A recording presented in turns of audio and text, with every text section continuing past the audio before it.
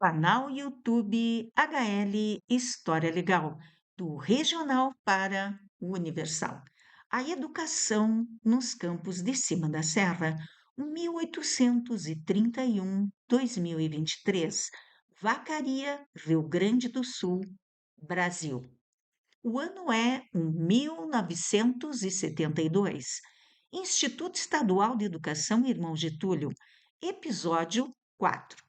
Entrevistado: professor Edgar Bueno Silveira. Websérie A Educação nos Campos de Cima da Serra, 1831-2023. Sumário: 1. Vídeo inicial. 2. Entrevista com Edgar Bueno Silveira. 3. Filmagens da escola Instituto Estadual de Educação Irmão Getúlio. Canal YouTube HL História Legal, do regional para o universal. Do extremo sul do Brasil para o extremo norte, ao oriente, ao ocidente, para o coração do planetinha.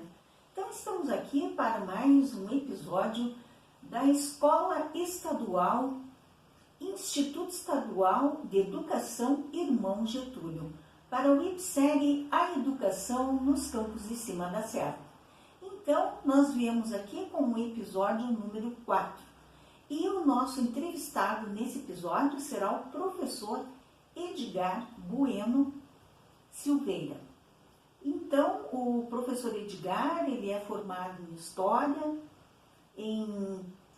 ele teve o curso normal, fez o curso normal, ele atua com crianças das séries iniciais, também das séries finais, tem aí uma bonita carreira, né? Iniciou como aluno nessa escola, né? No Instituto Estadual de Educação Irmão Getúlio. Ele iniciou como aluno e depois, ao formar-se, acabou sendo professor, né? Na mesma escola. Isso é uma coisa que orgulha muito, né? Os professores da escola, os colegas que o conheceram. E atualmente, pessoas que eram seus professores, hoje são seus colegas de trabalho. É muito interessante isso, e isso é motivo para um grande orgulho na escola, né? Então, o professor, eu coloquei em homenagem a ele, essa coleção aqui que ele mencionou, né? Essa coleção de história, coleção Novo Olhar. E eu até vou, no cafezinho de leitura, eu vou ler aqui um trecho, né, que se refere à Guerra dos Farrapos, em homenagem ao estudo de história, né.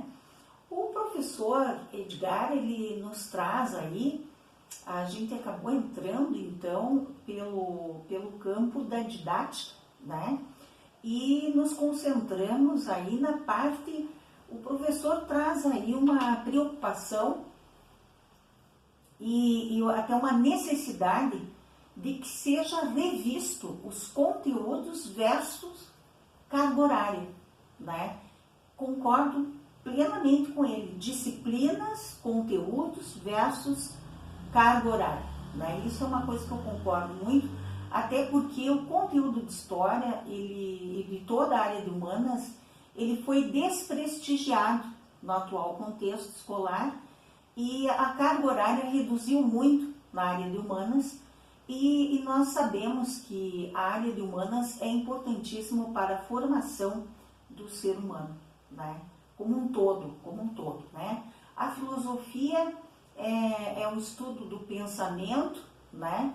Da filosofia surgiram diversas outras ciências, por exemplo, as ciências matemáticas, né? como vimos no último episódio com a professora Adriane Benedetti, né? E então nós acabamos adentrando também no uso, na parte didático-pedagógica com o professor Edgar. Nós acabamos entrando assim, o uso de tecnologia versus livros didáticos, né? E a gente sabe que sempre é importante inovar e sempre usar a tecnologia nos traz ferramentas importantíssimas. Mas o livro didático, eu não creio que deveria ser dispensado, porque a desculpa é que há um gasto muito grande, um investimento. Aliás, as pessoas dizem que há um gasto muito elevado com o livro didático. E, na verdade, não é um gasto, é um investimento. Né? E aí, quando estava planejando esse episódio, no qual trarei a entrevista do professor Edgar, eu estava em viagem, né, voltando das férias em Porto Alegre com a minha filha, e eu estava em viagem, voltando de lá, quando ao meu lado sentou-se um jovem de 25 anos, praticamente a mesma idade da minha filha. Minha filha tem 26, é formada em psicologia, agora se pós-graduou-se, né? Está especialista em uma parte da psicologia, né? Que eu não sei explicar bem para vocês, porque não é o meu ramo, mas é uma parte que cuida, né, da traumatologia, dos traumas dentro da psicologia, né? É uma parte muito importante que lida com traumas, né? Que auxilia as pessoas a melhorarem ou ter uma qualidade melhor de vida após o trauma, né?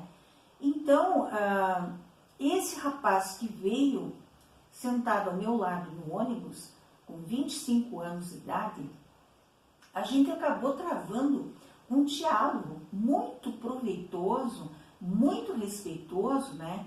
Esse menino de 25 anos, eu digo menino porque eu já estou fazendo 62 anos na segunda-feira, dia 4 de agosto, né? Então, eu chamo menino, né?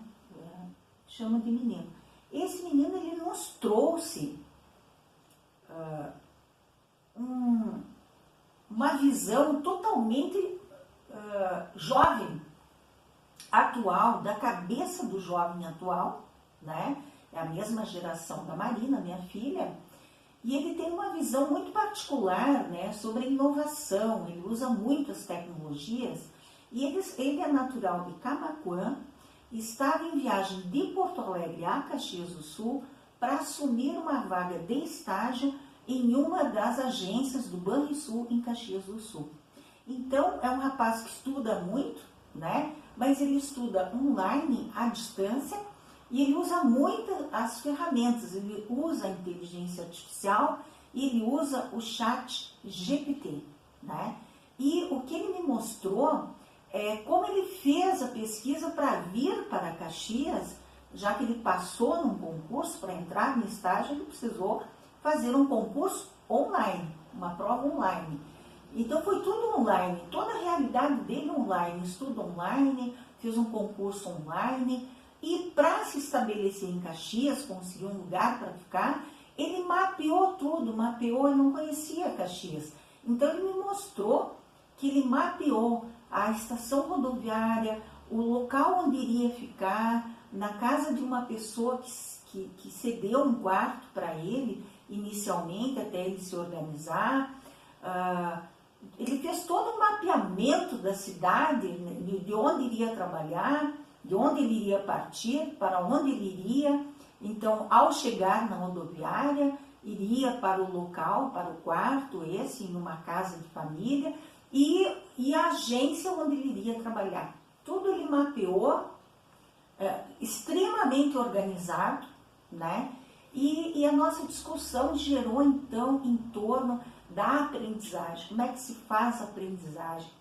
Se só com o uso da tecnologia ou se nós precisamos ainda utilizar, né? Eu entrei com a questão do livro didático e também entrei com a questão de quando eu comecei a aprender, quando eu era criança, eu comecei a aprender, tinha só enciclopédias, não existia computador, não existia Google, não existia Wikipédia, não existia chat GPT, inteligência artificial, não existia nada disso, né? Então eu mostrei para ele a minha realidade e ele respeitosamente e muito entusiasmado, querendo escutar como era no meu tempo, né? Que desde criança eu sentava no chão com meu irmão e a minha mãe encheu a casa de enciclopédias, tinha enciclopédia Globerama, tinha enciclopédia moderna, que era das invenções, que falava sobre as invenções, o automóvel, o avião, o trem, e como cada tipo de invenção funcionava, e havia foto do motor do carro, do motor do trem, do motor do avião, né? E então a gente passava os dias pesquisando nas enciclopédias para fazer as tarefas da escola, né? E a gente usava o papel do pão, que era um papel branco e era um papel mais ou menos fino, né? E a gente passava a cera de encerar o assoalho da casa, a cera amarela, a gente passava um pouquinho daquela cera com um paninho, com uma estopa, no papel de pão, e esse papel se tornava transparente. E aí a gente colocava em cima, né, claro, com a parte limpa para baixo, colocava em cima do livro, da enciclopédia, né, e copiávamos o desenho. Por exemplo, aqui nós temos uma caravela nesse livro. Aqui tem uma caravela. Nós colocaríamos o papelzinho aqui, encerado, ele meio transparente. Aí com o lápis ou uma caneta, a gente copiava esse navio, essa caravela. E depois, então, a gente passava numa cartolina. A gente aprendia a aumentar o desenho, inclusive, na escola. Então, se era pequenininho, como está aqui, assim, e a gente quisesse fazer maior, a gente aprendia a fazer isso. Ou um dos nossos irmãos mais velhos, que já estava numa série mais adiantada, nos ensinava a fazer isso, porque isso era ensinado na escola, na disciplina de arte, né? De arte. Então, a discussão com o Eridion, o nome dele é Eridion, esse viajante, né, que veio comigo de Porto Alegre, em Caxias, a discussão passou sobre a tecnologia, como eu aprendi, com enciclopédias, usando o papel do pão como um papel, ou papel de seda, quem tivesse, para transferir desenhos. E hoje tudo é feito, quase tudo no celular ou no notebook, né? E foi feito também no computador, né? Então eu expliquei para ele também, quando eu comecei a trabalhar, eu fiz o curso de datilografia, né? ASDFG, cedilha LKJH, eram essas posições, né? E ainda tem aqui, ó, no teclado do notebook, ASDFG, cedilha LKJH, é o mesmo sentido ainda ali. Então, mais tarde, eu aprendi a digitar. Então, primeiro eu fui datilógrafa, datilografei muito. Depois, eu vim a aprender a digitar. E quando aprendi a digitar, eu digitava contabilidade, crédito e cobrança, crediário. E depois transmitia para Caxias do Sul, na DataSys, da DataCib, processamento de dados aqui de Vacaria, Birô Independente de Processamento de Dados, através de impulsos magnéticos, através do telefone, eu transmitia para Caxias, na DataSys. Lá na DataSys, isso tudo era processado, ficava gravado em fitas magnéticas, né, que eram do tamanho de uma geladeira, havia várias, né, na DataSys, eu conheci na época, né, eu tinha 20 e poucos anos, e eu fui conhecer a DataCIS em Caxias, e era coligada, né, a DataCIB de Vacaria era coligada à DataCIS. Muito bem. Lá eles imprimiam os relatórios em uma impressora que era gigante. E os relatórios vinham desse tamanho, assim. Naqueles formulários contínuos, né, que eram todo emendado e que tinha um pontilhado, assim, ó, que você, para destacar, né, você destacava para separar os relatórios, né, por empresa, porque nós fazíamos para muitas empresas aqui em Vacaria, o crediário, crédito e cobrança, a contabilidade, fornecedores, clientes, né, controles, né, enfim.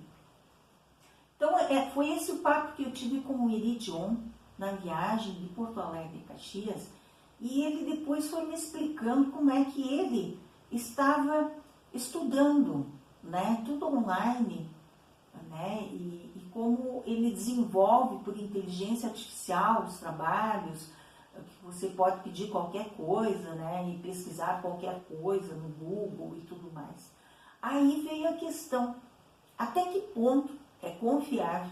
É uma questão que inclusive o Iridion concordou comigo, né, que é uma questão da confiabilidade dos dados da internet versus livros, né? Claro que a enciclopédia hoje está ultrapassada, né? Porque a enciclopédia, ela era feita em vários volumes, né? E ela durava um certo tempo. Quando as informações começavam a ficar defasadas, ela era lançada uma nova edição, totalmente atualizada. Mas a enciclopédia, para fazer a enciclopédia, vários profissionais de renome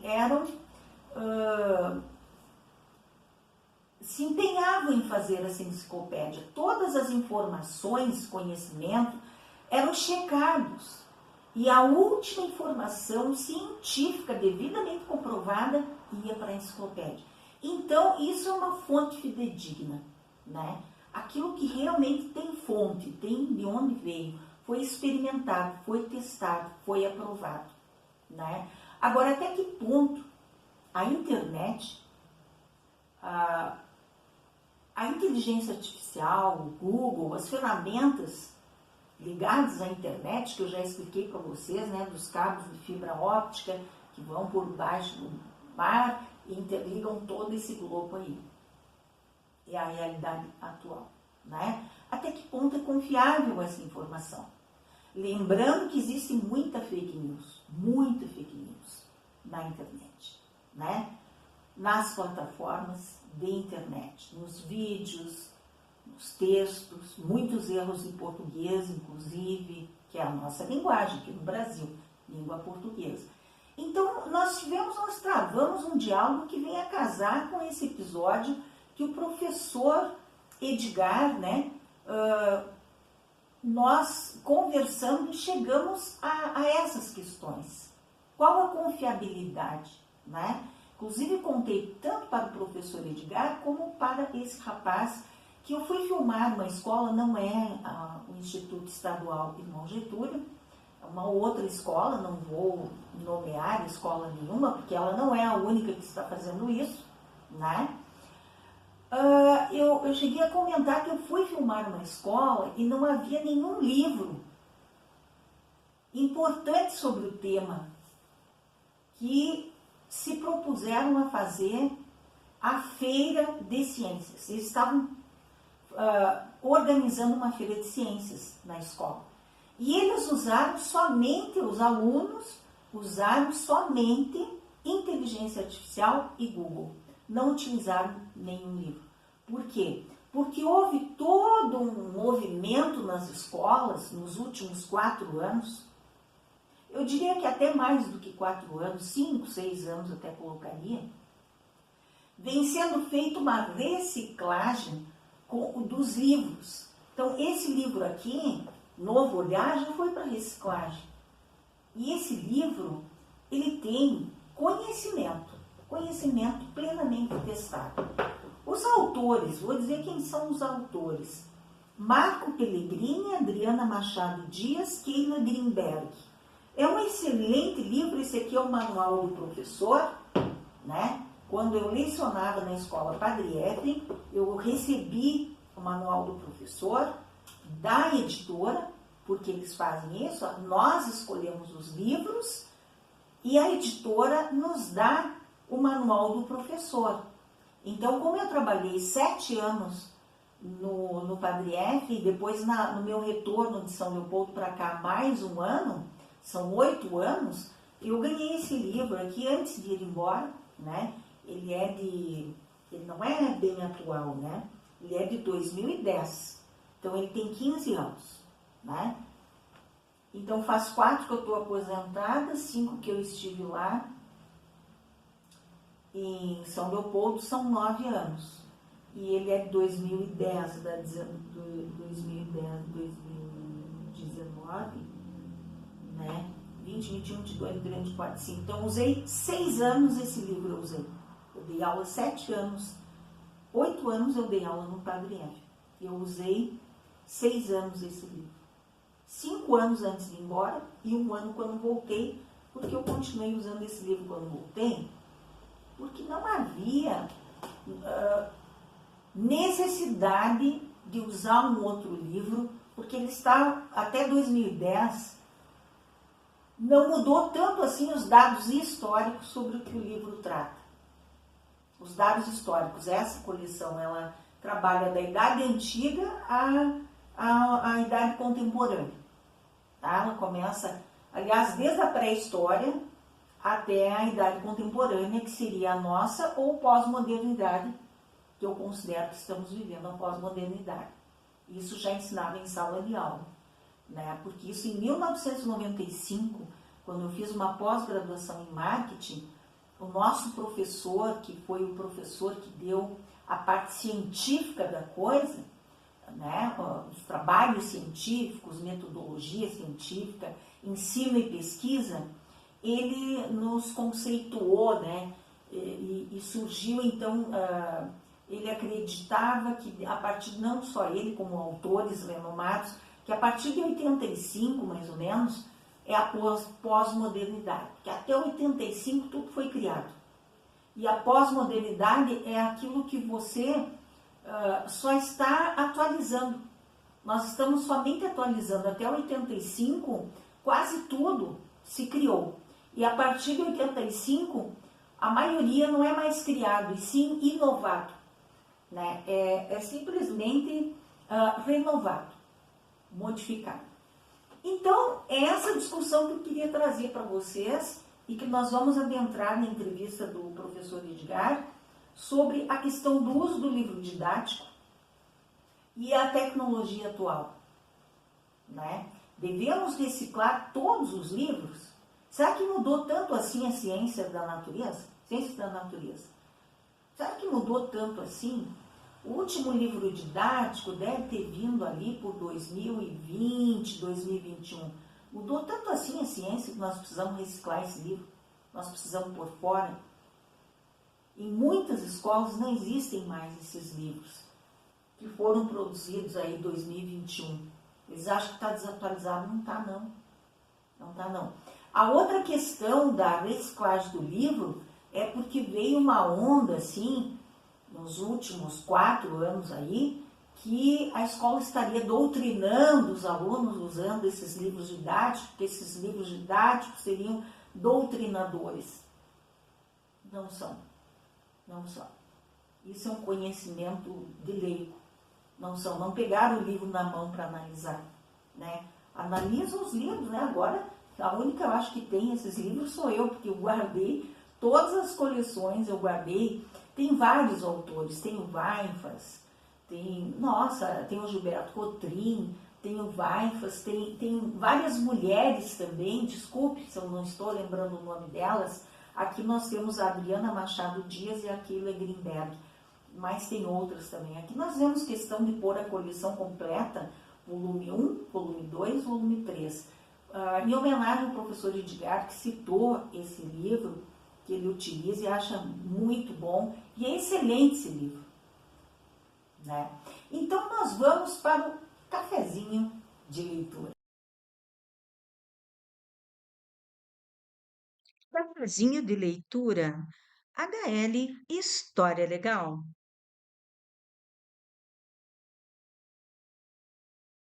Revolução Farroupilha, em Coleção Novo Olhar. O período regencial. FTD, primeira edição, 2010.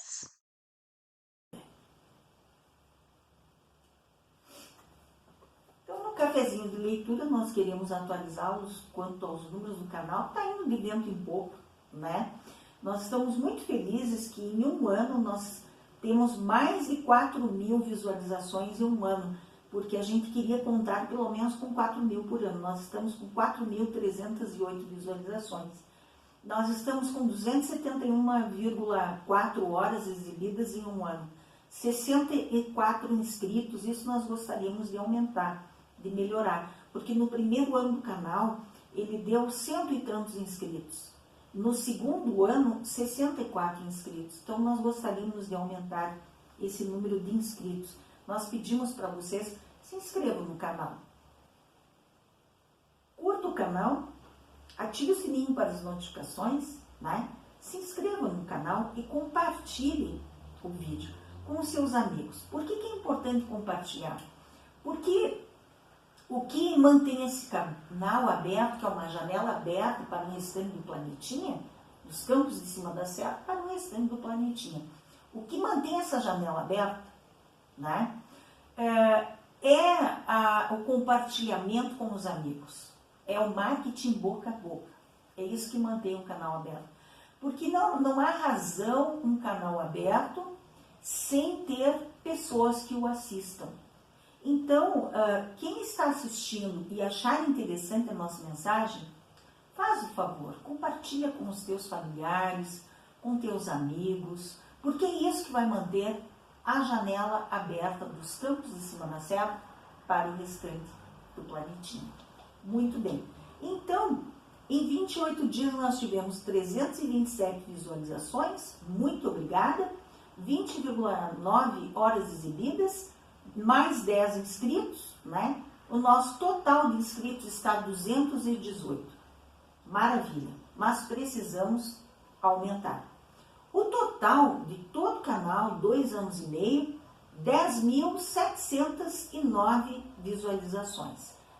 Quase 700 horas exibidas. Nós estamos com 699 horas exibidas. 218 inscritos. Isso aí. Esses são os números do canal.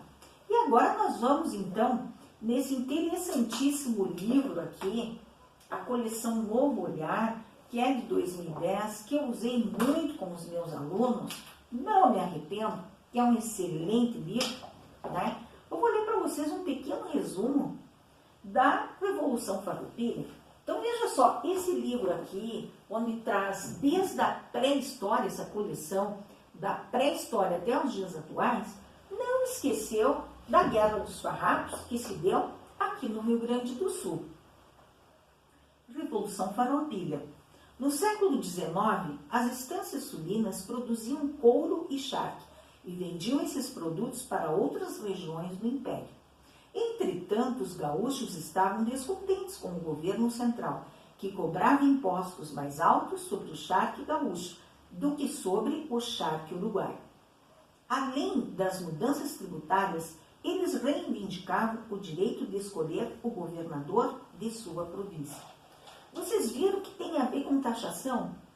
E até os dias atuais, só que agora em nível mundial, a taxação mexe no governo, mexe no mercado, mexe no mercado da economia, não só do Rio Grande do Sul, como do país, Brasil, como do mundo, né? Lá em 1835, quando iniciou a Guerra dos Farrapos, iniciou por causa da taxação, mas o imposto era maior aqui no estado do Rio Grande do Sul, no Brasil, do que o imposto para importar do Uruguai. Então, o Rio Grande do Sul não conseguia competir com o charque uruguaio, não devido à qualidade, porque o nosso era um excelente charque, mas devido, como havia uma taxação muito alta, o preço ficava muito alto, né? Nas estâncias sulinas, o proprietário chefiava um exército formado por seus escravos e dependentes. Bento Gonçalves era um desses chefes militares, que, assim como os outros, estava descontente com as determinações do governo central e acreditava ser necessário mudar os rumos políticos e econômicos do Rio Grande do Sul. Então, em setembro de 1835, Bento Gonçalves liderou um exército rebelde que ocupou a capital, Porto Alegre. Depôs o governador e assumiu o controle da província, proclamando a sua independência em relação ao restante do império. Então, a gente diz que é uma revolução separatista, porque o Rio Grande do Sul estava pedindo a independência do Rio Grande do Sul em relação ao restante do país, Brasil. Imagina se o governo central, se o Brasil ia aceitar, capaz. Em 1839, os farroupilhas tomaram a cidade de Laguna, já em Santa Catarina, e proclamaram a República Juliana. Os catarinenses se uniram aos rio-grandenses, né? E resolveram aí proclamar a República Juliana. O governo central, então, enviou reforços para combater os rebeldes. Em 1845, 10 anos, durou a Guerra dos Farrapos, 10 anos após o início da Revolução e depois de várias batalhas, foi assinado o Acordo do Ponche Verde. Esse acordo encerrava o conflito e atendia a várias reivindicações dos rebeldes.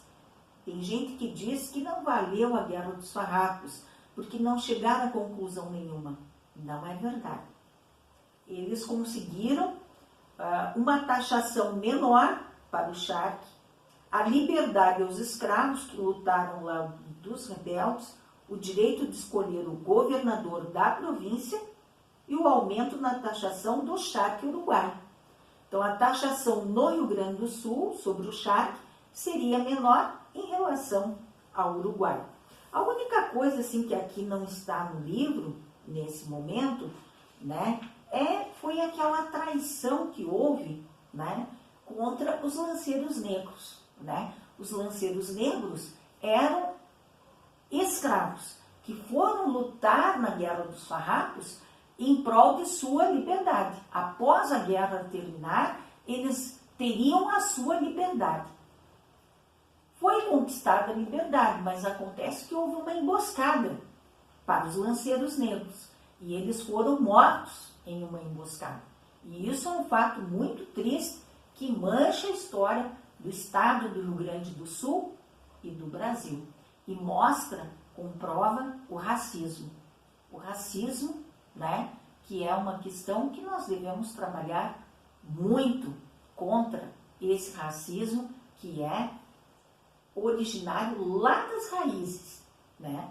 Desde o momento em que foram feitos escravos, os negros africanos, trazidos milhões para o Brasil e transformados em escravos.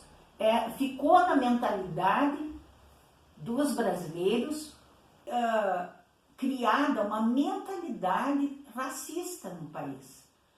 E nós temos que trabalhar muito essa questão, porque mesmo no nosso dia a dia, mesmo sem querer, mesmo a gente estando contra esse racismo, mesmo sem querer, a gente acaba sendo racista, muitas vezes.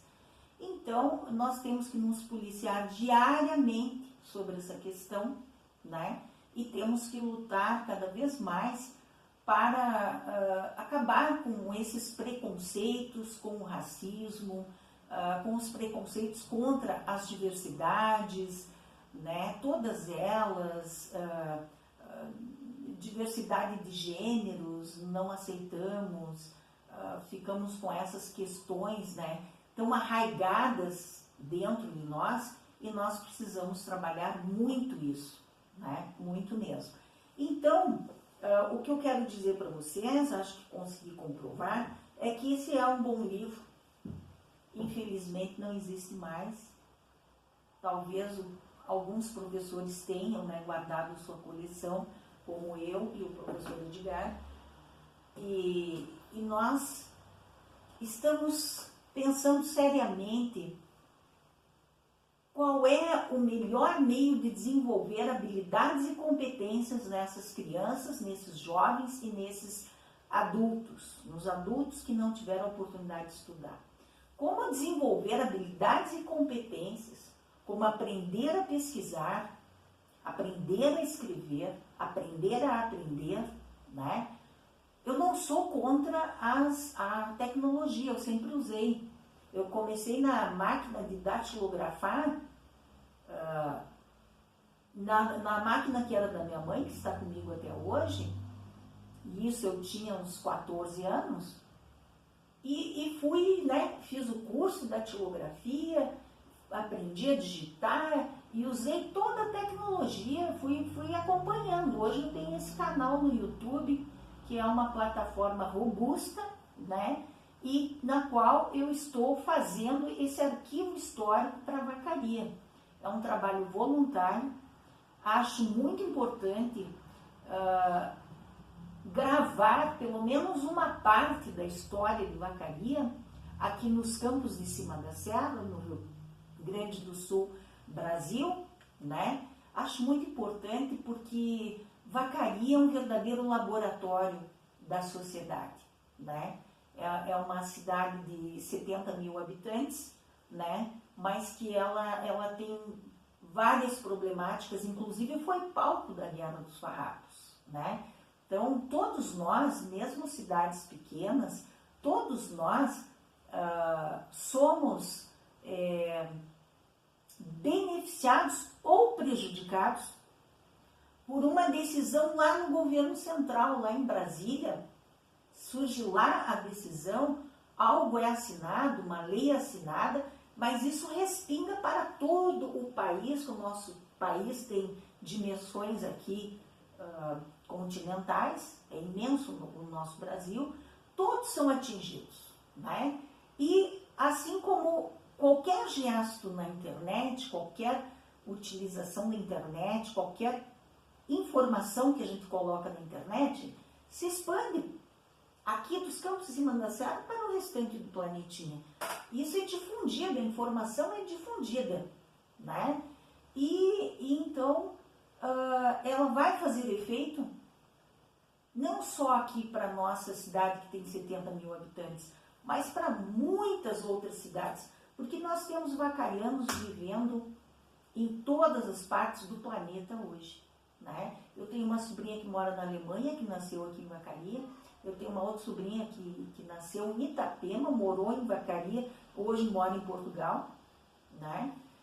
Eu tenho um sobrinho que nasceu aqui em Vacaria e mora lá em Lagoinhas, em Santa Catarina, né? Mais próximo lá de Florianópolis, né? Tem muitos vacarianos por todo o Brasil, tem conhecidos que moram em Goiânia, né? Moram em diversos lugares, não só aqui no Rio Grande do Sul, mas saíram daqui e se expandiram, né? Viajar por todo o planeta aí. Tem gente que mora na Alemanha, outro em Portugal, diversas partes do mundo, né? Então, toda informação, ela se expande. Isso eu aprendi na escola polivalente, escola diária de Vacaria. Esse episódio é o último da primeira parte do Irmão Getúlio, da parte nova, digamos assim, do Irmão Getúlio, na qual nós entrevistamos as pessoas que estão hoje no Irmão Getúlio, né, desde a diretora, as professoras, agora o professor Edgar, né, e nós entrevistaremos agora na próxima etapa, que virá no próximo episódio, o 5º episódio, será sobre a Escola Diária de Vacaria, o Polivalente, onde nós traremos aí a participação da professora Flávia, das alunas Suzete Kremer Pinto, Yara Moema dos Santos, a Cláudia Palombini, Rosana Antunes, todas as pessoas que moravam aqui, estudaram no Polivalente, na mesma época, na mesma turma que eu, na 151, na 5ª série do ano de 1974, início do 6º ano, e depois se expandiram. A Cláudia Palombini mora em Porto Alegre, a Rosana Antunes mora em Florianópolis, a Suzete e a Yara e eu moramos aqui em Vacaria, né? Então, será bem variado. Nós queríamos trazer a diretora Estela Mares, de 1974, tomara que a gente consiga trazer, e a professora Arlene e talvez a professora Branca Rigon. Estamos em tratativas com essas três professoras antigas, né, que trabalharam no Polivalente desde o início do Polivalente, né, com a professora Flávia. A professora Flávia, a professora Arlene, a professora Branca Rigon e a professora Estela Mares. Trabalharam na mesma época quando tudo começou, né? Ele foi fundado em 1972, né? E no ano que eu entrei, em 1974, elas estavam lá, faziam parte da equipe, estavam trabalhando, algumas como professoras e uma como diretora.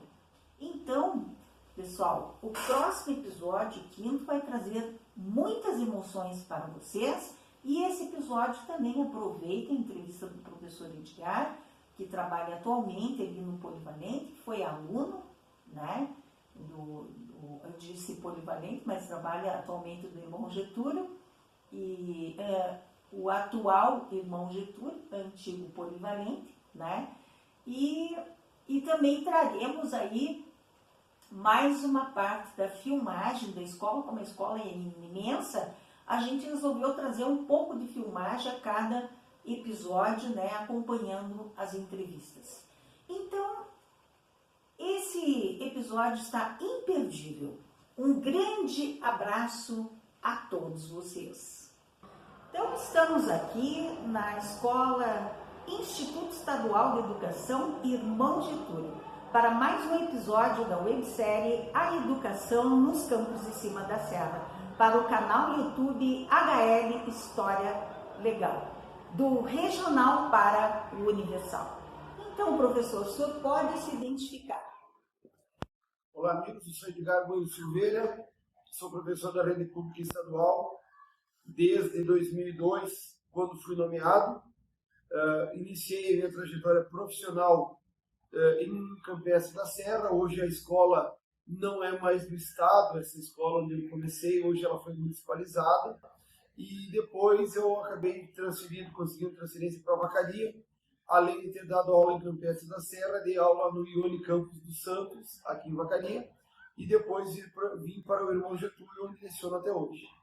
Sou professor de séries iniciais, tenho faculdade de Pedagogia pela UERGS, Universidade Estadual do Rio Grande do Sul, tenho faculdade de História pela Unopar, hoje Unopar Anhanguera, e tenho pós-graduação em Tecnologias da Educação pela PUC do Rio de Janeiro e também em Estudo das Relações Étnico-Raciais e Multiculturalismo pela Uniplac de Lages.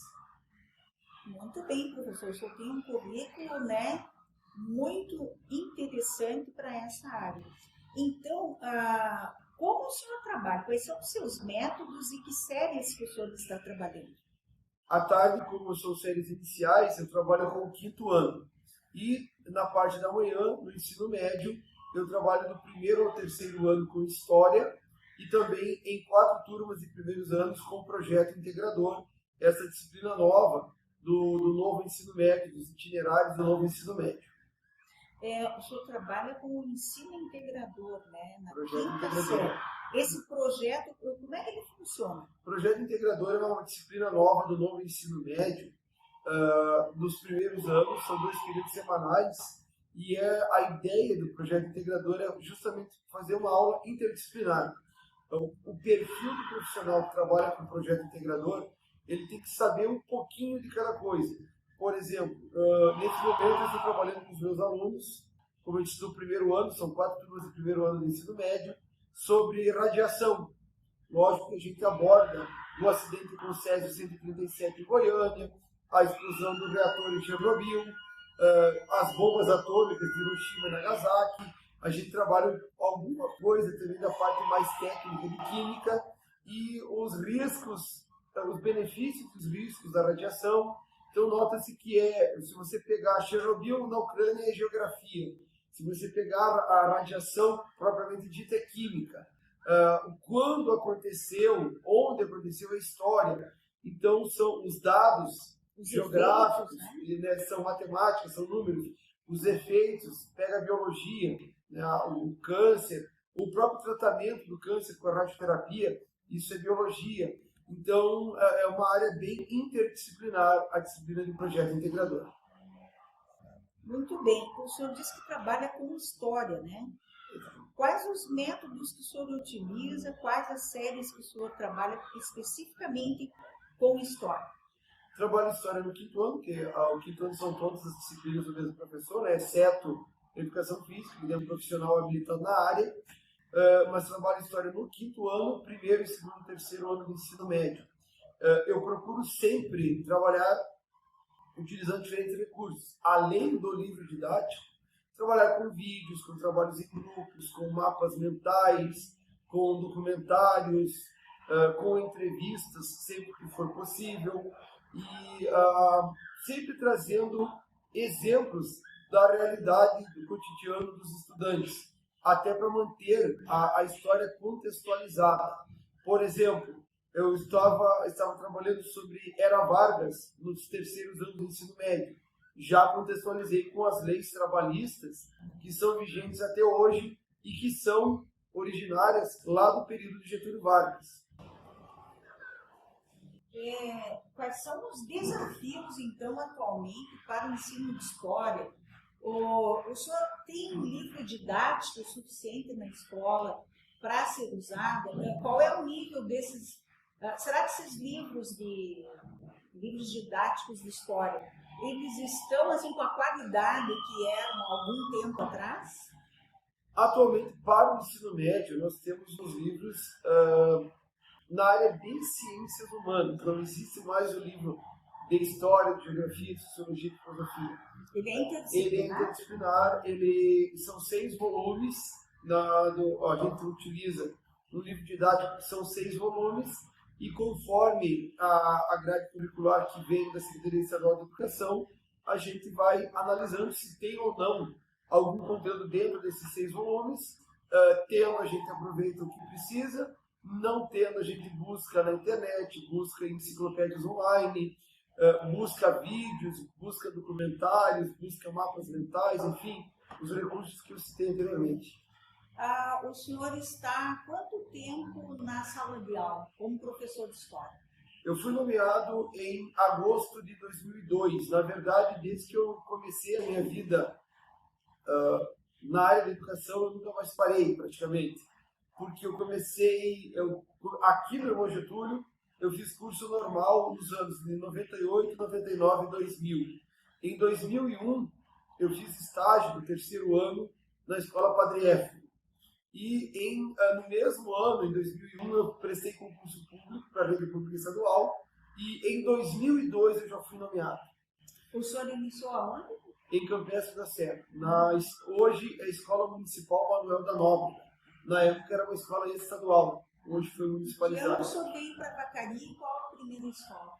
Em Vacaria, no ano de 2008, 2009, por ali, eu vim aqui para o Irmão Getúlio, mas na época o Núcleo de Tecnologia Educacional, o NTE, e depois a escola Ione Campos dos Santos, né? Também trabalhei em Vacaria, mais ou menos nessa época, entre 2008 e 2010, é que eu vim para Vacaria. Houve um tempo em que ainda dava aula de manhã em Campestre da Serra e à tarde trabalhava aqui em Vacaria.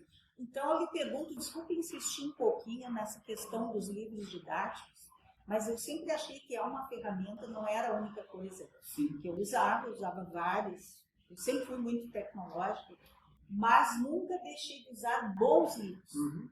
E eu passei no concurso em 2000, então mais ou menos como o senhor. Eu entrei no Zezinho. Tinham excelentes livros didáticos específicos de história, com a profundidade necessária para dar aula para o ensino médio.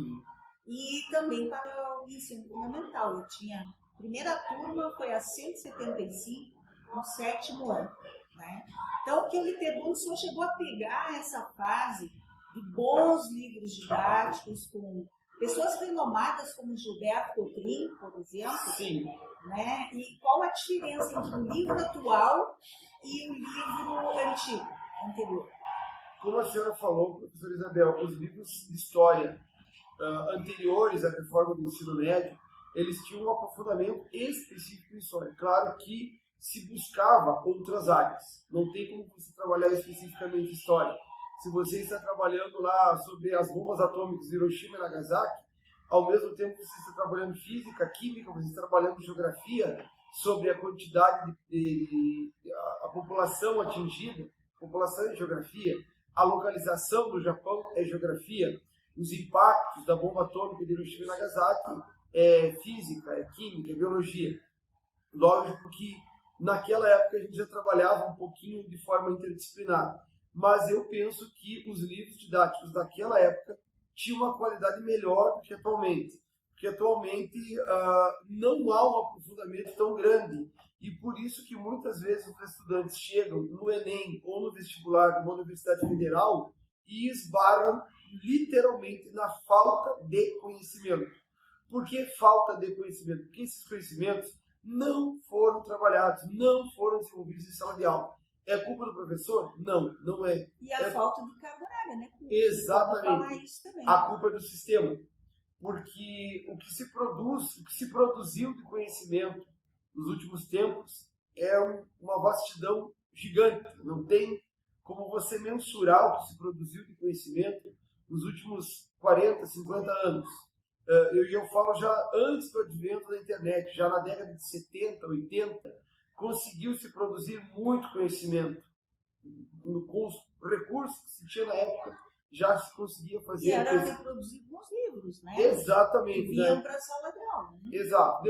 As pessoas falam da verba, desculpa me interromper um pouquinho, mas só para falar esse lado, que eles falam assim que há uma verba muito grande destinada aos livros didáticos, mas não é necessário, não é essencial para formar seres humanos, cidadãos, comprometidos com a sociedade. Não é importante ter esse material adequado na sala de aula?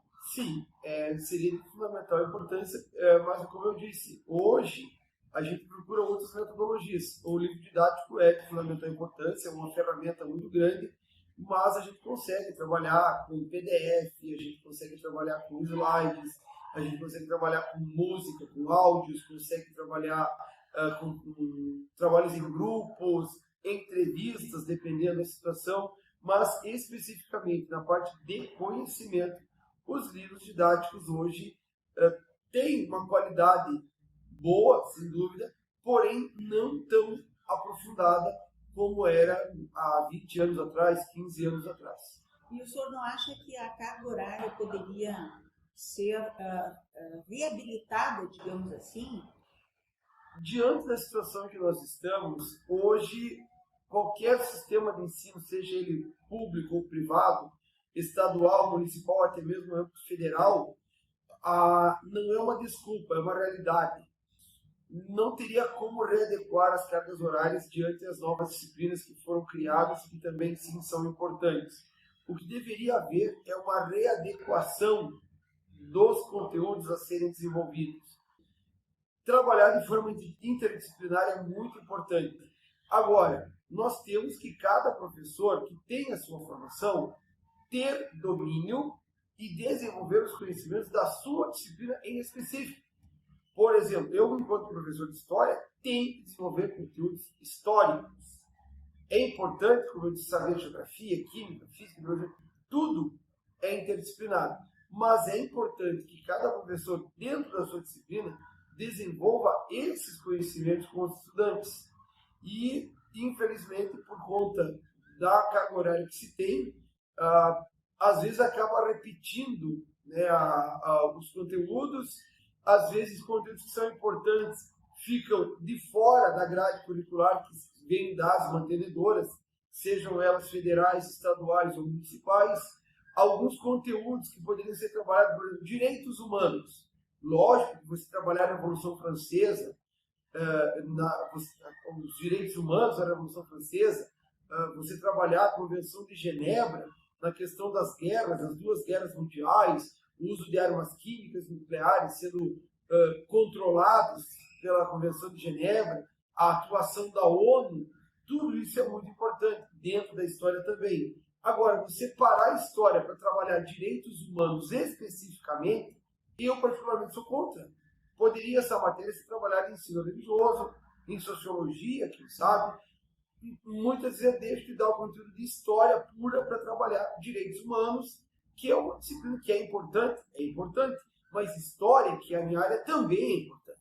Mas ela vai aparecer direitos humanos em várias, em ciências, em geografia, em história também, como o senhor diz, esse conteúdo da Revolução Francesa, ele é muito rico, porque você traz a Declaração dos Direitos do Homem e mostra a evolução quando tem a Declaração dos Direitos Humanos, né?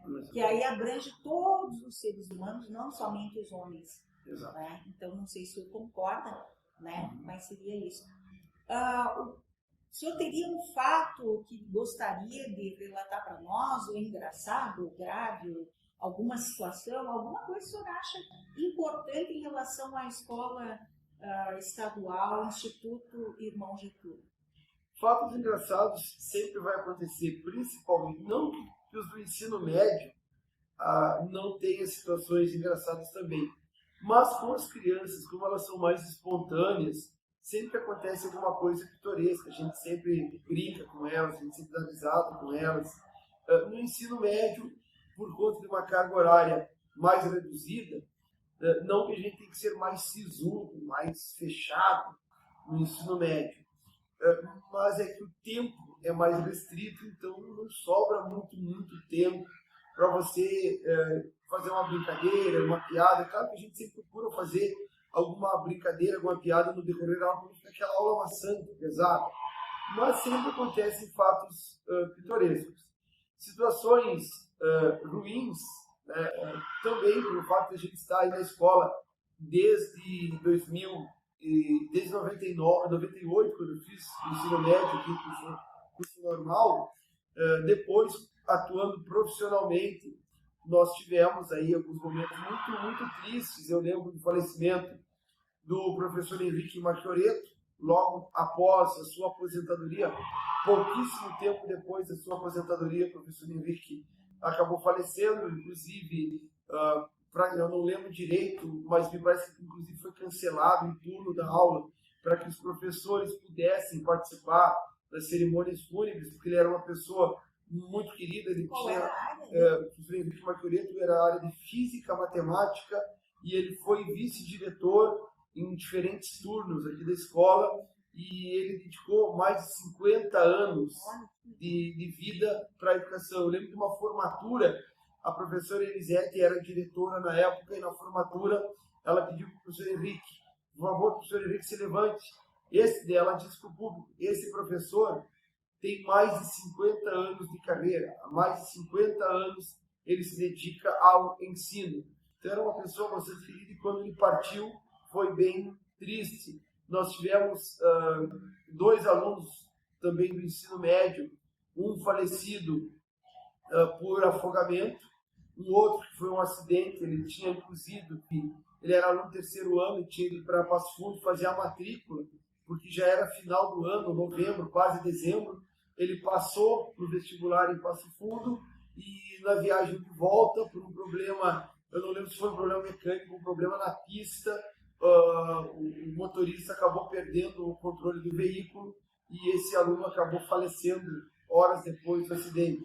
Então foram situações bastante tristes. E uma outra situação com os alunos pequenos, um aluno meu de 5º ano, que o pai desse menino era muito meu amigo, tinha sido meu colega aqui no Irmão Getúlio, e a gente tinha um apego muito grande com a família dele, com ele também, e também por uma questão de acidente, o pai dele acabou falecendo. A mãe ligou também para a professora Elisete, que era diretora na época, e a mãe pediu para que a professora Elisete e eu fôssemos à casa desse menino dar a triste notícia do falecimento do pai. Lógico que os familiares adultos já sabiam da situação, ele não sabia de nada, foi bem complicado para a gente dar essa notícia, foi bastante triste, apesar de que O menino foi muito, muito forte, muito maduro e depois foi meu aluno novamente no ensino médio e ele, assim, sempre com um apego muito grande, mas lógico que é uma situação que a gente não espera passar, a gente espera chegar na escola e encontrar o aluno da aula, né? Agora, você saber que um aluno teu faleceu, que você vai ter que dar notícia de um aluno, que o pai morreu, você tem que parar de dar aula para ir no velório, né, de um professor. Teve uma outra professora do ensino médio noturno também, a professora Gilda, que também faleceu, né, há pouquíssimo tempo que estava aposentada também, como faleceu. O irmão Getúlio, né, como eu disse, desde 2000 e alguma coisa, que são 20 anos praticamente dentro dessa escola, aconteceu de tudo, aconteceram coisas muito boas. Eu estava aqui quando o irmão Getúlio ficou entre as 10 melhores escolas estaduais de todo o estado, se não me engano, ficou em 7º lugar, o que na época, né, foi um auê na comunidade, que o irmão Getúlio era a 7ª melhor escola do estado. Então, a gente viveu momentos ruins, mas a gente viveu momentos muito bons. Eu estava aqui quando foi inaugurado o prédio aqui de 2 pisos, onde hoje tem as séries iniciais à tarde e praticamente todo o curso normal aqui no turno da manhã. Eu estudava aqui quando esse prédio saiu do zero. Eu vi esse prédio, a gente jogava vôlei com o professor Jorge. O professor Jorge era um professor de educação física, onde hoje esse prédio tinha uma parte de estacionamento dos professores e uma parte o professor Jorge colocava a rede para a gente jogar vôlei. E hoje tem aquele prédio de 2 pisos. Eu vi aquilo ali sair do chão, do alicerce ao telhado, e estudei. Foi os 2 primeiros terceiros anos que estudaram lá, um era o meu 3º ano. O ginásio também, eu lembro que era só um gramadão com umas floreiras no meio.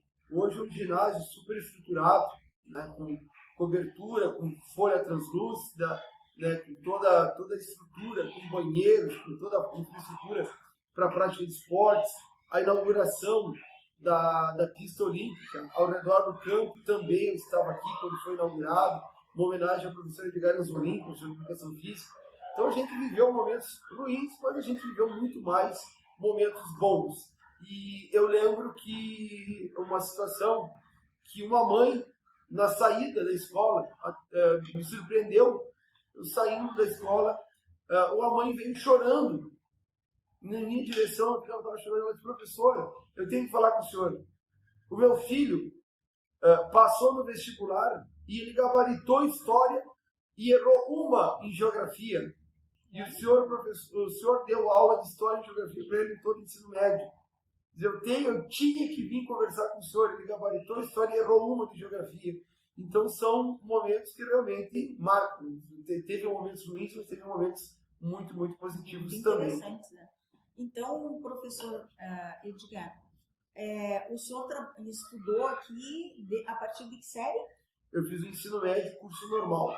1º, 2º, 3º do normal, estágio. E a gente sabe que também o senhor é um dos fundadores, né, da AVL, Academia Vacariense de Letras, né? Uhum. Por que lhe deu essa, assim, qual foi a ideia, assim, que o senhor resolveu, assim, fundar uma academia, né, de letras em Vacaria? Qual foi o imaginário, enfim, né, o que permeou isso? No ano de 2009, eu fui apresentar um trabalho em Santo Antônio da Patrulha, a convite da professora doutora Vera Marcial Barroso, sobre história regional, justamente sobre história regional. E esse trabalho foi, na verdade, foram 2 trabalhos, e os 2 trabalhos foram publicados em 2 livros pelo Grêmio Literário Patrulhense. E em 2019, a professora Vera me disse: em Vacaria, né, vocês têm uma população muito maior, vocês têm talvez um poder aquisitivo maior. Santo Antônio da Patrulha é uma cidade menor que Vacaria, apesar que é uma cidade maravilhosa. Adorei Santo Antônio da Patrulha, tive 2 vezes lá, quando puder visitar, volto de novo. E a professora Vera Barroso que lançou essa ideia, que fosse criado em Vacaria algo do gênero como eles tinham em Santo Antônio da Patrulha. Em Santo Antônio da Patrulha, o Grêmio Literário Patrulhense já existia há 27 anos.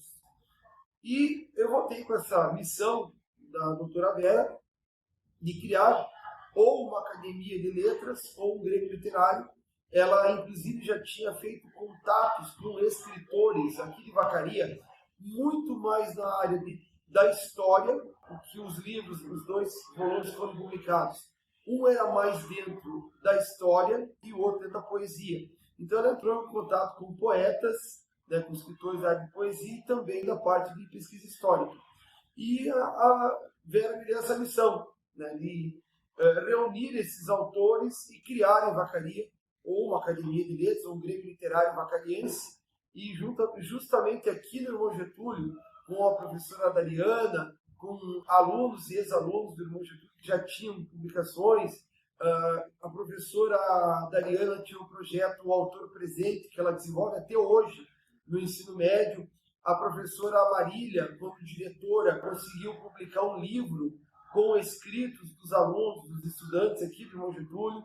Então, o Irmão Getúlio já tinha também uma trajetória dentro da literatura, de escritas, de publicações, de autores renomados vindo visitar o espaço escolar, enfim. Então, até mini-feiras do livro, sebos literários, que são, volta e meia, os professores do ensino médio organizam sebos aqui, que são muito apreciados pelos estudantes e pela comunidade como um todo.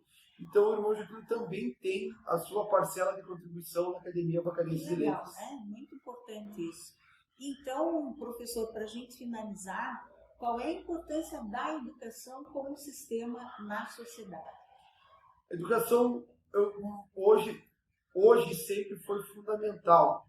A gente sabe que os grandes países, os países desenvolvidos, sempre valorizaram a educação, não apenas no valor financeiro, mas o valor moral da educação. O que não acontece aqui no Brasil.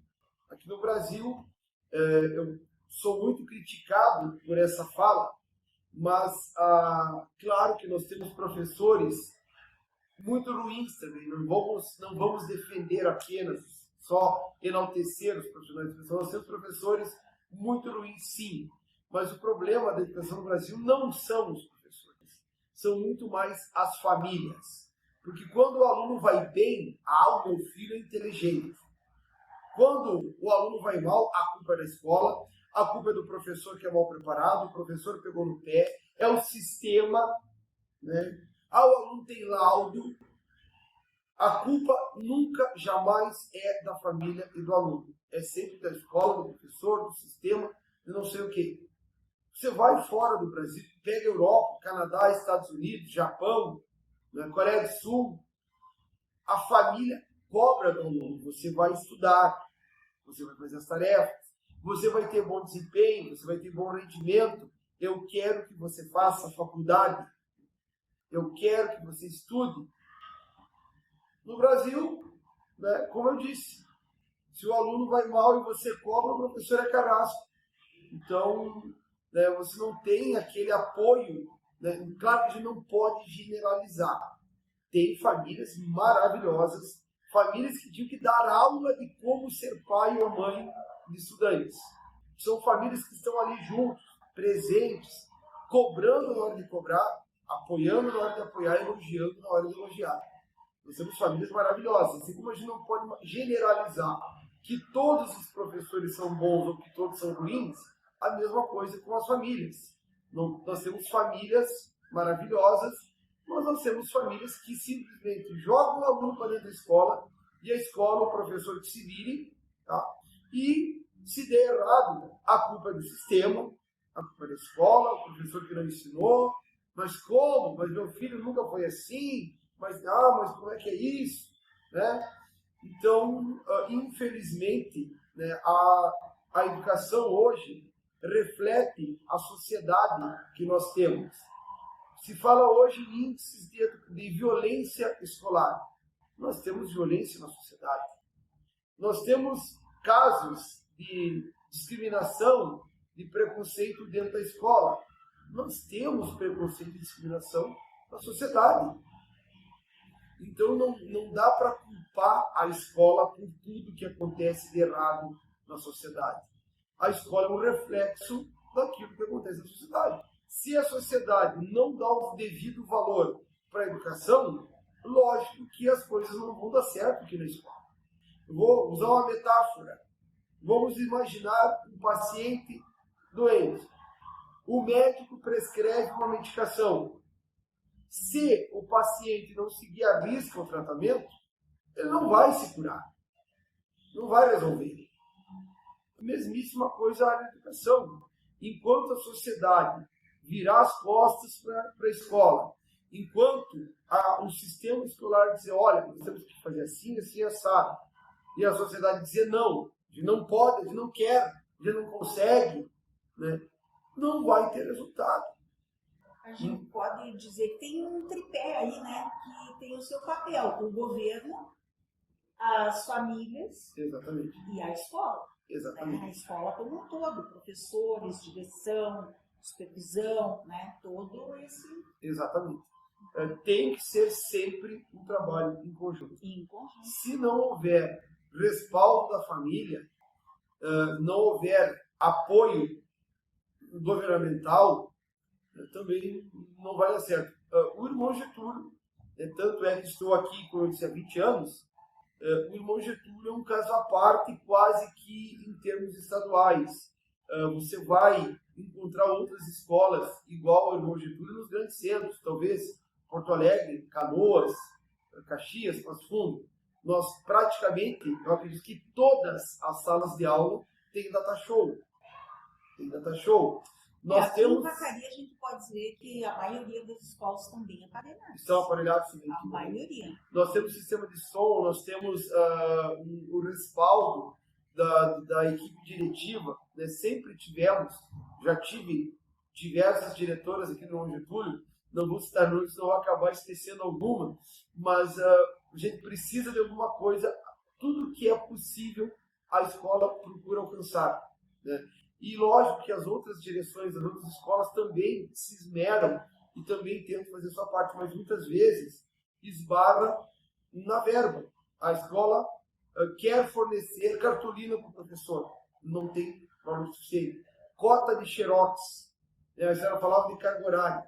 Entre você editar um texto, passar um texto no quadro, você fornecer um texto xerocado para o aluno, é mais prático, mas muitas vezes... Até porque a carga horária está tão reduzida. Isso. Se tu chegar com o material pronto, entregar e discutir sobre ele, fazer uma boa leitura e discutir sobre ele, exatamente. Economiza tempo, é uma exatamente. maneira, né? Mas nós temos escolas que a gente sabe de situações bem complicadas, né, de infraestrutura. Tivemos aí um depoimento do professor Edgar, muito bom, né, um ex-aluno e atual professor, já há muitos anos aqui na escola, e que nos trouxe aí uma série de dados e discussões que a gente pode ter uma ideia do porquê que a educação está assim, porque o que a gente pode mudar, né, pode melhorar, né, professor Edgar, a educação, né? A educação tem muito que melhorar, né? Mas depende de todos nós, né? Não somente dos professores, nem só da direção, nem só da escola, mas de toda a sociedade, incluindo o governo e incluindo os pais e alunos e tudo mais. Então, ficamos aqui com mais um episódio da websérie Educação nos Campos em Cima da Serra. Um grande abraço a todos vocês.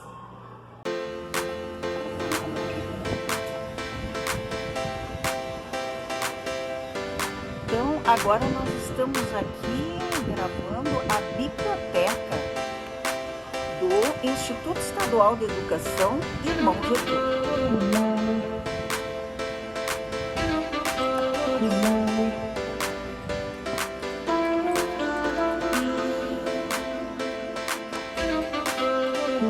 Então, aqui nós já vimos de cara, né, a inovação chegando aqui com esses armários, né, que devem ter a temperatura necessária e tudo mais para os Chromebook, né, que hoje tudo se utiliza a tal da tecnologia, mas não poderia ser diferente, as coisas evoluem. Então aqui vamos nos aproximar mais daquele material que a gente ama, que é o globo terrestre, né? Olha só o globo. Que maravilha. São coisas distâncias entre o Sol e a Terra. É bonito isso aqui. Um aparelho inusitado que mostra a distância entre o Sol e a Terra. Aqui o globo, né? E aqui então vamos para os livros, né? Por isso que diz biblioteca, né? Olha, de cara encontrei poesia, né? Poemas. Maravilhoso. Espero um dia poder doar aqui um livro com os meus poemas, com as minhas poesias, né? Tomara que eu consiga fazer isso. Fagundes Varela, olha só.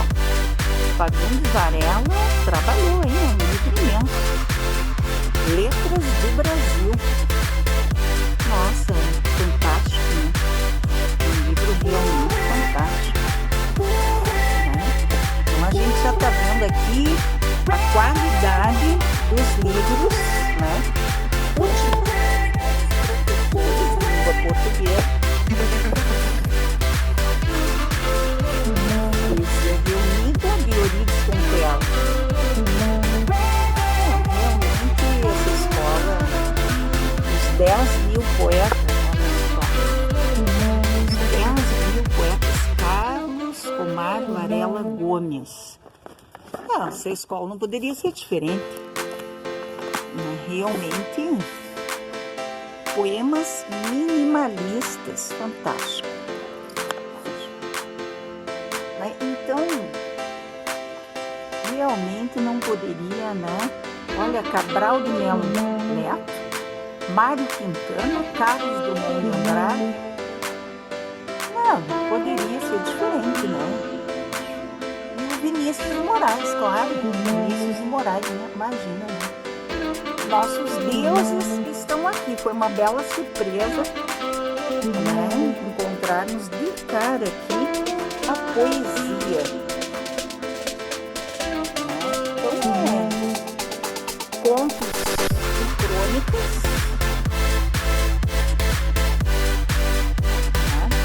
Não tem como, né? São coleções clássicas. Ó, Rui Barbosa, José Bonifácio, Castro Alves. Nossa, eu tenho um amor por Castro Alves. Navio Negreiro de Castro Alves. Mas tem aqui.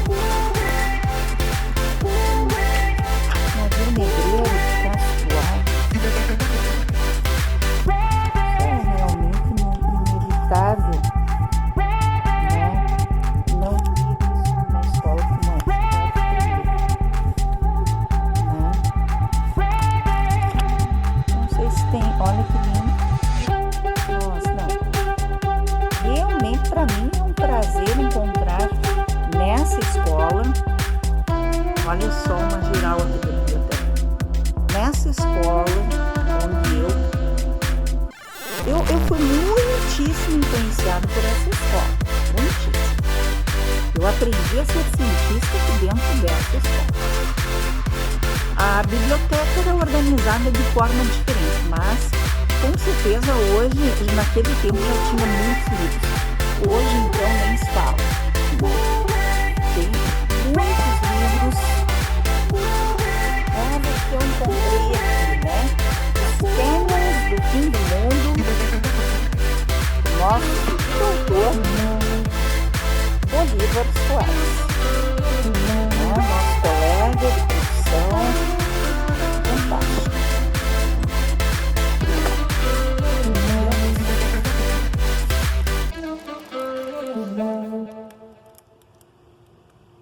Bacia das Almas. Eu simplesmente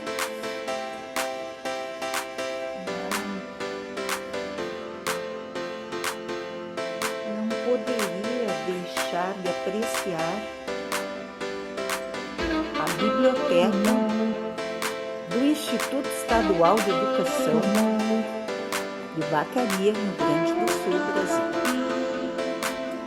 Agora eu vou me aproximar aqui da parte dedicada a Érico Veríssimo, né,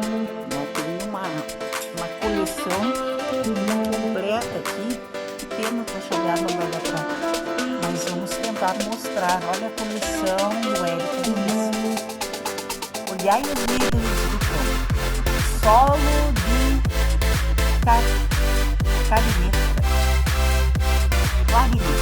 Solo de clarineta. Solo de clarineta, então tem 1 e 2. O Prisioneiro. Israel e Hungria. Incidente Antares, México. A Volta do Gato. Fantoches e outros contos. Saga. Clarice. Muito bem. O que mais que nós temos? Caminhos Cruzados. Viagem à Aurora do Mundo. Um Lugar ao Sol. O Senhor Embaixador. Galeria Fosco. Noite. Gato Preto em Campo de Neve. Nossa, é fantástico. Arte. Séculos de arte. A menina que roubava livros. Eu nunca roubei livros. E nunca li esse livro, mas tenho uma curiosidade incrível. Eu tenho que ler esse livro. A menina que roubava livros. Realmente está de parabéns à biblioteca do Instituto Irmão Getúlio. Lindíssima, né? A biblioteca é lindíssima. Aqui tem os DVDs, né? Talvez eles tenham algum aparelho que tem os DVDs. Conhecendo o museu. Nossa, é lindíssima a biblioteca. É lindíssima. Dicionário português. Vamos aqui para a parte dos livros didáticos, né? Aqui do Instituto Irmão Getúlio.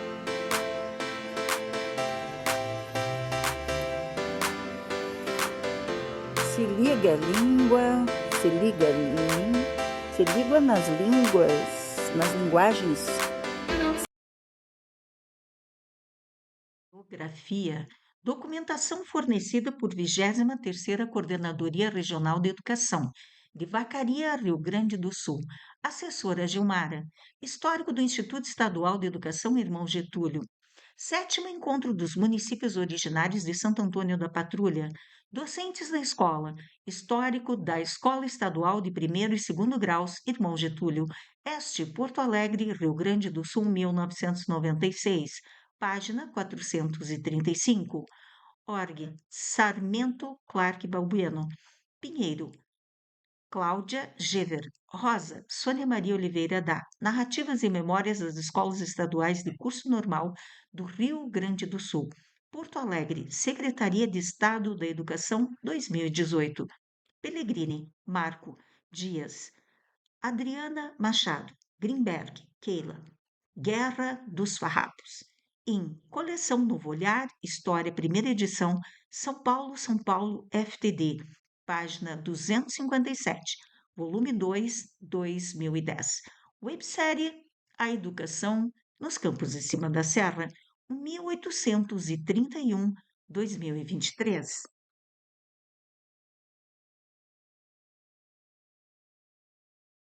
Muito obrigada a todos vocês. Canal YouTube HL História Legal. Proprietária Isabel Carneiro de Almeida. E-mail historialegal2022@gmail.com. Instagram historialegal2022. Esqueça de seguir também a nossa página no Instagram.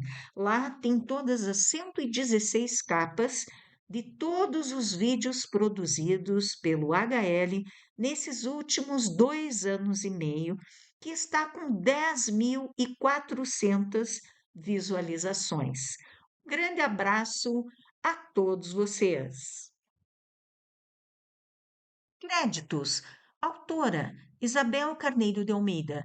Filmagem, fotografia, edição de vídeo, narração e escrita. WhatsApp 51996899085 para aquisição do livro Frigorífico Vacariense nos Campos de Cima da Serra. Milagre e o Milagre Brasileiro, em 1964-1997. Esse livro agora tornou-se uma verdadeira relíquia, já que o acervo, do frigorífico, as 1.799 caixas, foram incineradas em dezembro de 2024, né? Para a nossa completa tristeza, né? Então, esse livro agora é o único registro que nós temos do frigorífico. Se você quiser ainda, né, esse documento histórico, você que é professor de história, ou você que gosta da história, né, esse livro é uma relíquia e está feito nos moldes de uma dissertação de mestrado, com tudo que envolve uma dissertação de mestrado de peso, né? Então, o PDF nós temos a R$ 25, o físico nós temos a R$ 50. Websérie A Educação nos Campos de Cima da Serra, 1831-2023.